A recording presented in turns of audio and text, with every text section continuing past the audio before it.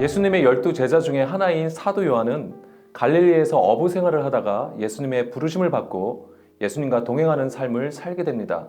그는 예수님의 사역을 기록한다면 책을 두기에 부족하다고 했습니다. 사실 할 수만 있다면 예수님의 3년 동안의 행적을 기록할 수도 있을 겁니다. 그러나 사도 요한이 말하고 싶었던 것은 그리스도의 사랑을 온전히 기록할 수 없다는 뜻으로 이해가 됩니다. 그 너비와 길이가 어떠한지, 그 깊이와 높이가 어떠한지를 깨달아 하나님의 사랑과 은혜를 담기에는 부족하다는 거죠. 예수님의 사역은 하나님의 의를 나타내는 여정이므로 우리의 언어로 온전히 표현하기에는 많이 부족할 겁니다. 예수님은 말씀이 육신이 되어 우리 가운데 오셔서 하나님 나라의 일을 증거하셨습니다. 그렇기 때문에 예수님의 말씀 하나하나가 그리고 우리에게 보여주신 모든 일들이 하나님 나라의 복음인 것입니다. 예수님의 공생애는 회개하라, 천국이 가까이 왔다라는 말씀으로 시작되는데요. 이 말씀은 예수님 사역의 전부라고 해도 과언이 아닐 겁니다. 예수님의 죽음과 부활을 포함한 예수님의 구속 사역을 요약한 말씀이 되는 겁니다.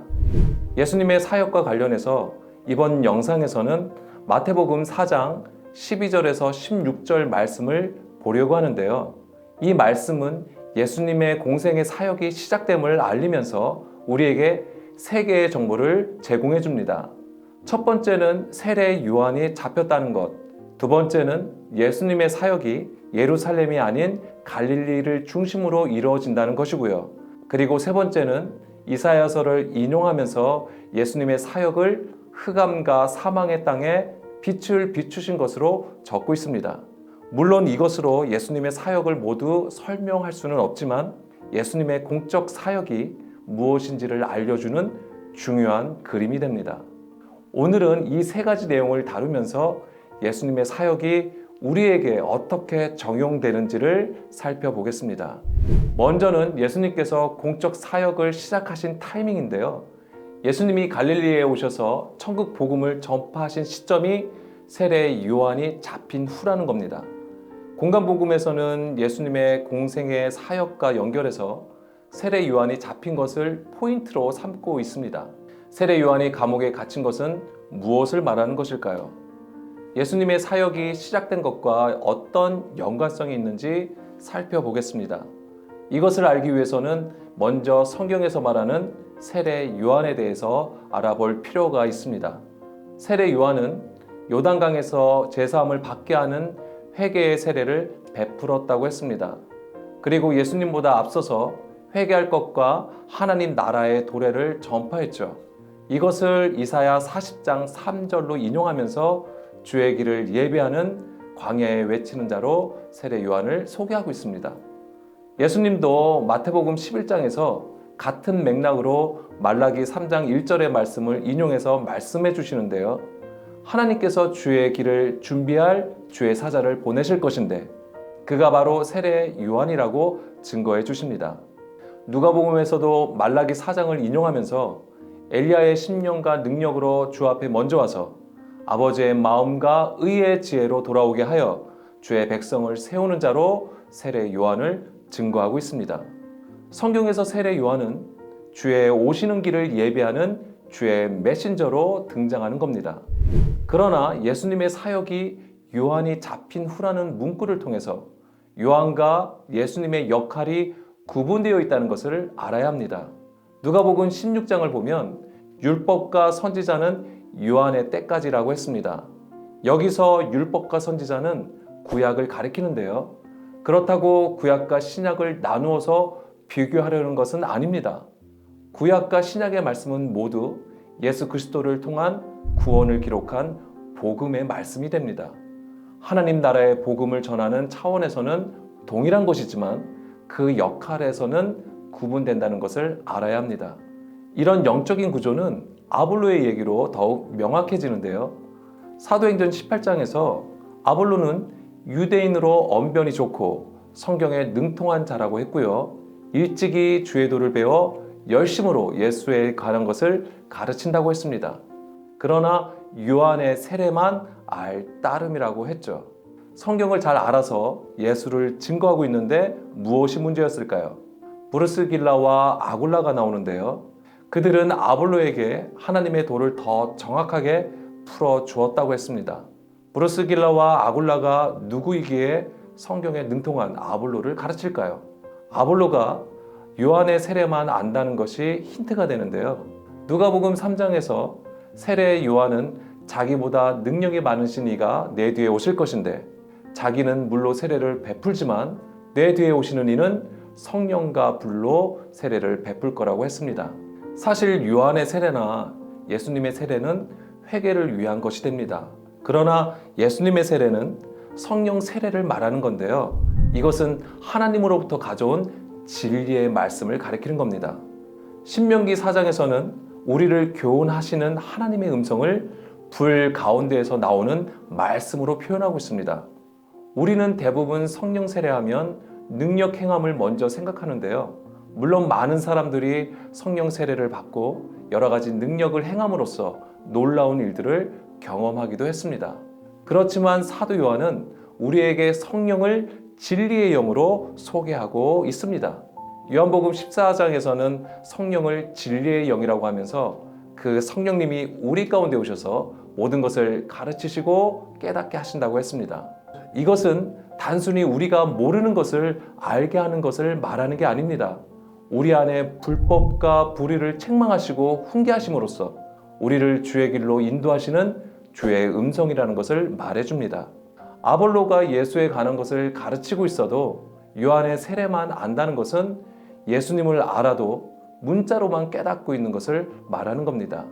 그러면 하나님을 아는 올바른 지식 없이 사람의 것으로 열심을 내어 하나님을 섬기게 되는 거죠. 이것을 고린도후서 3장 6절로 인용하자면 아볼로가 요한의 세례 수준으로 가르치는 것은 율법 조문으로 죽이는 것이었고 브루스길라와 아굴라는 영으로 살리는 사역을 행한 것이 됩니다.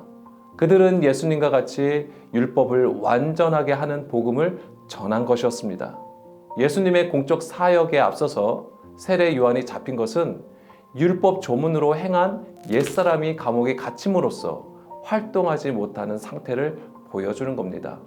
그렇다면 여기서 고민이 되는 것은 율법을 대하는 우리의 자세인데요. 율법은 하나님의 말씀으로서 거룩하고 의로우며 선하다고 했고요. 또한 신령하다고 했습니다. 신령하다는 것은 영적이라는 뜻입니다. 그러니까 율법은 영적인 말씀이 되는 것이죠. 다만 하나님의 뜻과 상관이 없다면 그것은 우리의 것으로 행하는 율법 행위가 되는 것이기 때문에 날마다 자기를 부인함으로써 분별할 수 있어야 하는 겁니다. 하나님과 원수가 되는 육신의 생각인 세례 요한은 감옥에 갇히게 되고 예수님은 하나님의 때를 따라 이스라엘에 자신을 드러내심으로써 회개와 하나님 나라의 도래를 선포하셨던 겁니다. 그리고 예수님 사역의 시작이 예루살렘이 아닌 갈릴리를 중심으로 이루어지게 되는데요. 하나님의 권능을 받았다면 이스라엘의 중심인 예루살렘에 가서 사역을 하는 것이 매우 효율적이라고 생각할 수도 있지만 예수님은 갈릴리 지역을 중심으로 사역하시게 됩니다.